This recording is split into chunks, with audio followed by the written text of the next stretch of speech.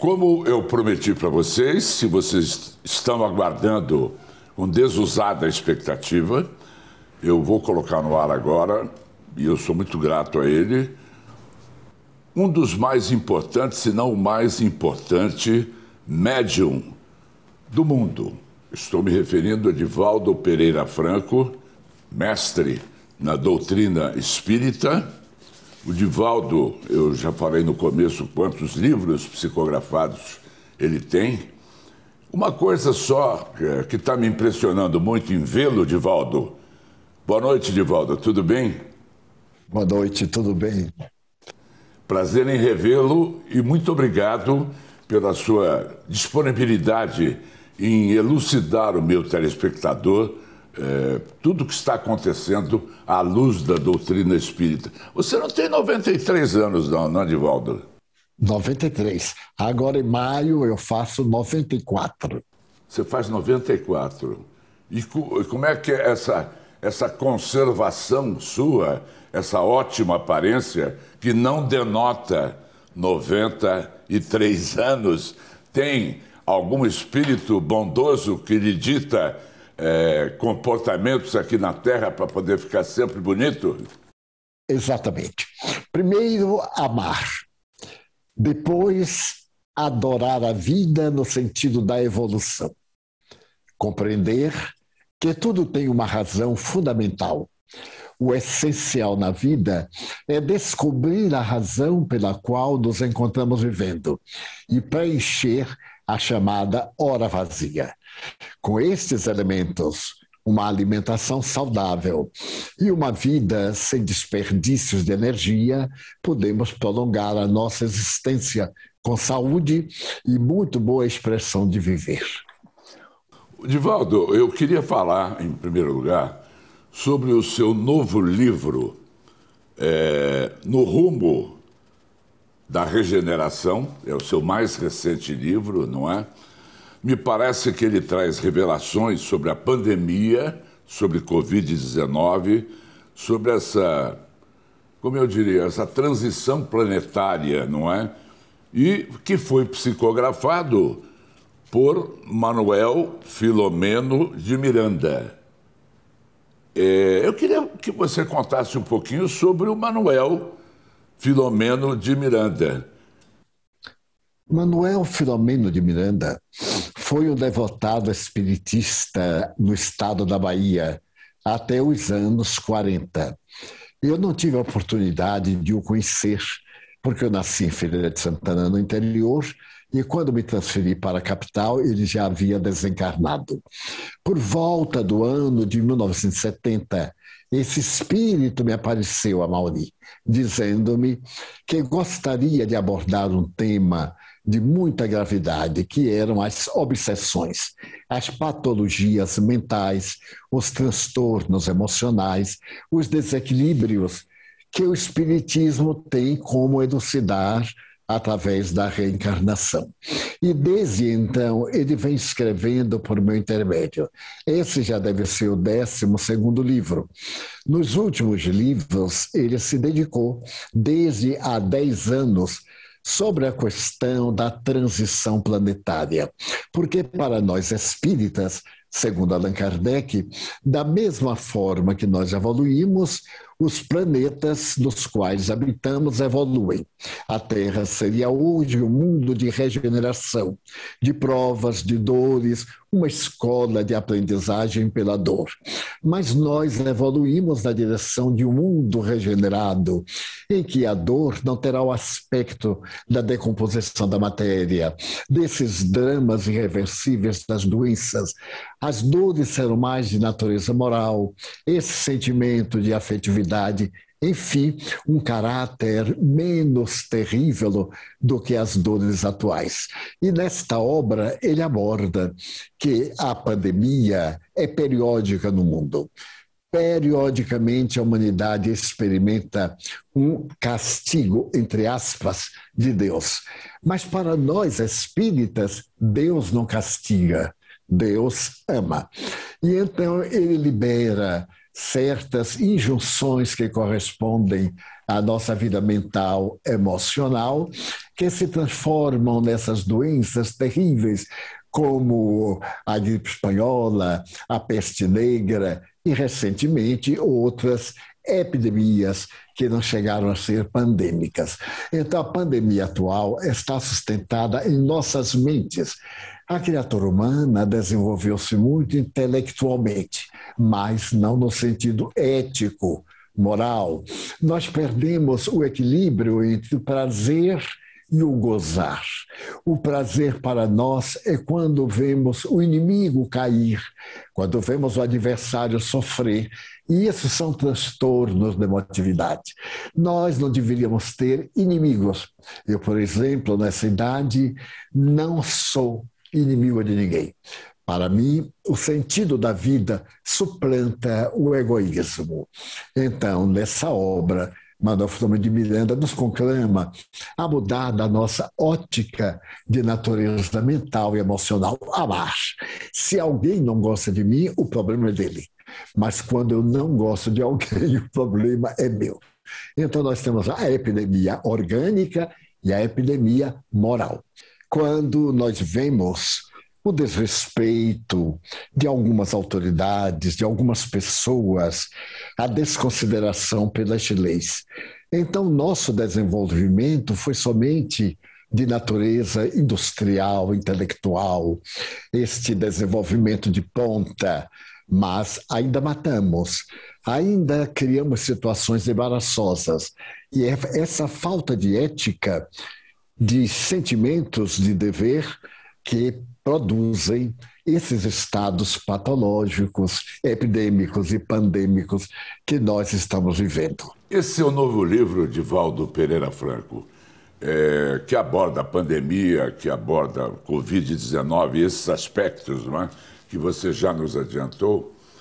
Ele traz informações para as famílias que perderam seus entes queridos aos milhões. Exatamente, porque há uma proposta de, renovando-se interiormente, o indivíduo muda de faixas vibratórias. Nós vivemos no universo de ondas, de vibrações, de pensamentos, como dizia Albert Einstein. Se nós estivermos em pensamentos muito vulgares, sem sentido de dignificação da vida, nós sintonizamos com o mundo espiritual também de baixa elevação. Nós vitalizamos com o pensamento esses vírus que estão muitas vezes adormecidos na própria criatura humana. A AIDS, por exemplo, sempre existiu o seu vírus. Ele estava inoculado no macaco verde da África, passou para o corpo humano, passou para a sociedade e, através do sêmen sexual, nós tivemos essa pandemia que ainda não terminou. Mas se nós mudarmos o nosso comportamento mental, as nossas atitudes e tivermos cuidados de asepsia, não somente física, mas também emocional, nós combateremos os vírus. No caso do Covid, se nós procurarmos manter aquilo que estabelece a Organização Mundial de Saúde como prevenção, evitando os contágios e, naturalmente, procurando compreender que o contágio é inevitável. Se nós usamos ou não usamos máscara, procuremos evitar que haja um contágio com outrem. A máscara impede, não impede 100%, mas impede 90% e tanto.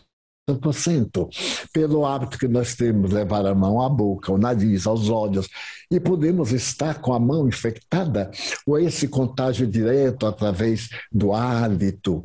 Então, Deus também permite que nós temos os grandes mecanismos. Agora, as vacinas, que ocorre? Com as vacinas ficamos atormentados. Uma hora servem, outra hora não servem. A imprensa e os órgãos de divulgação atordoam-nos. As opiniões de cientistas confundem-nos, mas todos somos unânimes que, através do amor, do respeito pelo outro e da vida digna, nós podemos ficar imunizados a todos os males. Chico Xavier falava de uma database.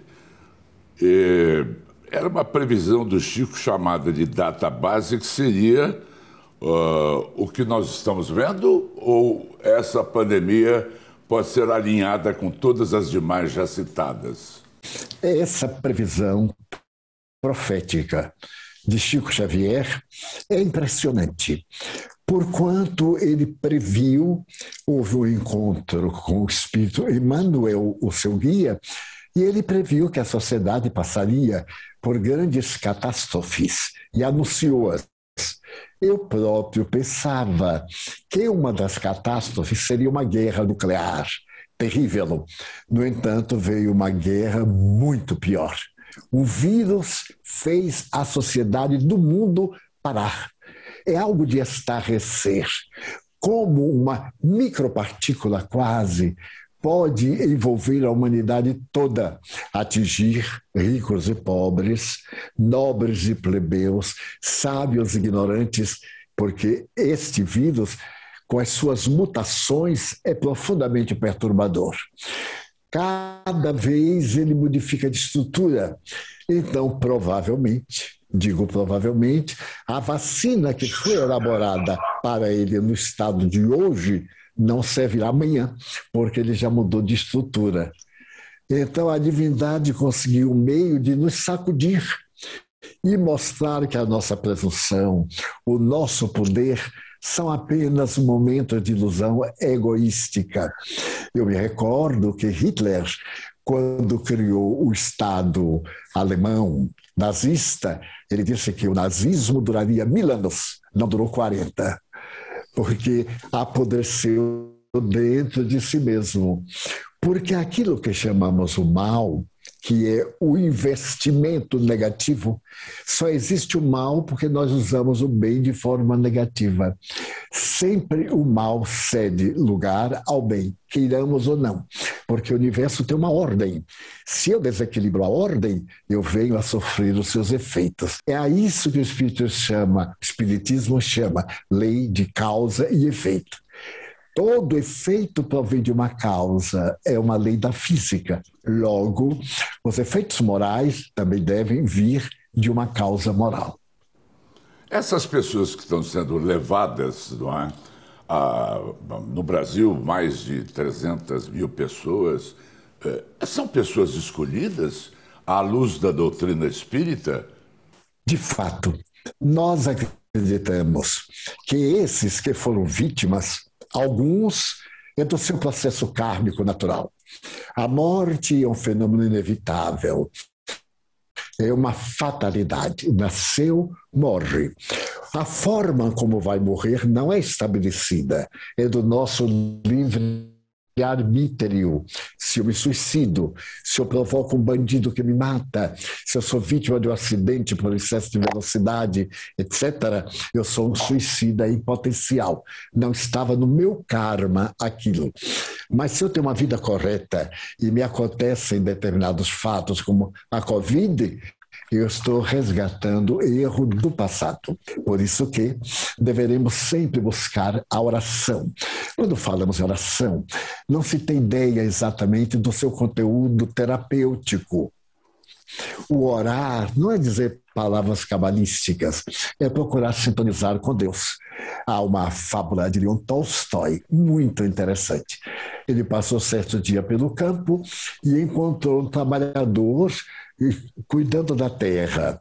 Então o sacerdote disse: homem, deixa a enxada e vem comigo ao templo orar. E o homem respondeu: não posso, eu estou arando. Arar é orar. Então, quando nós fazemos qualquer coisa dignificante, estamos orando. Porque em latim, orar seria abrir a boca da alma para expressar os seus sentimentos. Os espíritos me dizem: você tem que esvaziar-se de ego para preencher-se de Deus. É muito interessante. Muito bonito isso, muito bonito, muito bonito. Agora, o seu livro, Divaldo, eu queria que você falasse um pouco mais do livro, porque ele é o seu mais recente livro. Eu queria que você falasse um pouco mais das coisas que você viu, que você recebeu na sua psicografia, sobre principalmente a crise, que as pessoas estão atordoadas com essa crise da Covid, querem saber o que vai acontecer. Aparece alguma luz no fim do túnel? Você já abordou isso, mas eu queria mais. O livro tem sido realmente uma bênção de Deus, porque nós tivemos ocasião de vender já, de dezembro até agora, 73 mil exemplares. Ora, sendo um livro especializado, é uma grande surpresa, porque ele vai atender pessoas que sofrem. Aqueles que perderam os familiares vão passar a ter certeza, pelos fatos narrados, de que a vida prossegue. Vamos ter a certeza de que, se nós nos vincularmos a Deus, nós seremos abençoados pela vida. O Espiritismo nos enseja, através de revelações dessa natureza, que nós poderemos ser felizes e plenos aqui na Terra. Não é uma doutrina que diz, vai ser feliz quando morrer no reino dos céus. O reino dos céus está dentro de nós. Quantas vezes você salva uma vida através de uma palavra, de uma orientação, do seu programa? Quantos casais em desesperação e, às vezes, uma opinião muda completamente. Tudo isso é o objetivo do nosso livro, convidar as pessoas a reflexionarem mais. Pense antes de agir, evite agir para pensar depois. Procure sempre agir de uma maneira que não lhe cause culpa. É curioso que o grande neuropsiquiatra Carl Gustav Jung asseverava que esses fatores são muito dissolventes, o que deu lugar ao outro neuropsiquiatra, que é Viktor Frankl, o grande psiquiatra austríaco, a dizer que nós somos atormentados por 3 fatores. O primeiro fator é a culpa, o segundo, o sofrimento, o terceiro, a morte. Quase todos nós trazemos, conscientemente ou não, a culpa. A culpa é responsável da timidez da criatura humana, da permanente suspeita do seu íntimo. No inconsciente profundo há alguma culpa, fora aquelas culpas naturais dos nossos atos. Esses terapeutas recomendam: supere a culpa. Você não é culpado, diz o meu guia espiritual, você é responsável. Porque quando o indivíduo é culpado, tem que ser punido, mas quando é responsável, ele pode ser reabilitado. Também o meu mentor espiritual diz: tire do vocabulário a palavra pecado, porque quem peca tem que ser punido. Não, você é responsável pelo acerto, é responsável pelo erro, é responsável pelo momento infeliz e pelas circunstâncias que o levam a esse estado infeliz. Então, o livro narra que um grupo de espíritos veio à Terra, principalmente estabelecendo bases aqui no Brasil, mas também em todos os países do mundo, para poder diminuir os danos emocionais, morais da Covid. E é curioso que o livro começa contando que, em determinado momento, no mundo espiritual, se ouviu um clarim, como a dizer que a Terra estava num grande perigo. Isso aconteceu durante a Segunda Guerra Mundial, em 1939. Então, esse clarim despertou os guias da humanidade que, compadecidos de nós, vieram ter conosco. E qualquer um de nós pode sentir isso em um momento de dificuldade. Procure um lugar tranquilo, cerre os olhos, entre em você mesmo. Porque dizia com propriedade Buda: quem está muito preocupado com o fora está dormindo. Quem entra em si está iluminado. Então se pergunte: o que eu posso fazer ainda? Qual é a melhor maneira? Não agir por impulso. Toda vez que a gente age por impulso, arrepende-se depois. Então, não dê a resposta agora, deixa para dar a resposta amanhã, porque até amanhã ficamos com a cabeça fria, ou a pessoa muda de opinião.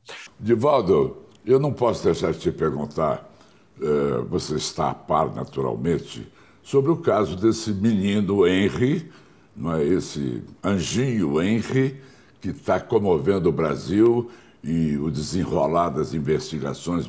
Você tem alguma opinião do que você tem visto sobre o menino Henry? É difícil da gente entender a ocorrência dessa natureza. Ocorre sempre, mas a gente ainda não está acostumado. Ainda existem sentimentos de amor e de bondade, o que nos provoca a ver este caso como sendo uma exceção, uma aberração no atual estado de cultura e de civilização.